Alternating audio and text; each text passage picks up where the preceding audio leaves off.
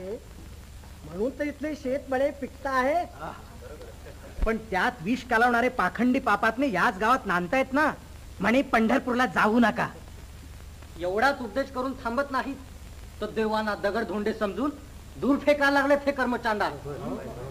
खरंच ठाणेदार, त्या म्हसोबा प्रकरणी सावत्याला जाब विचारायलाच पाहिजे.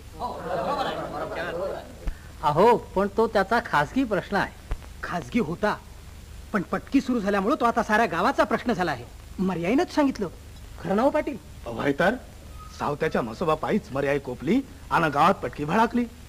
अहो पण काय, या नास्तिकांना आज आपला देव फेकला, उद्या गावचे फेकून द्यायला लागेल. होय होय, अगदी बराबर.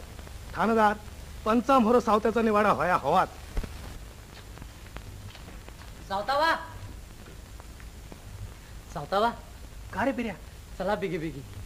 त्या हऱ्या मागाचं पोर लय हैराण झालं या.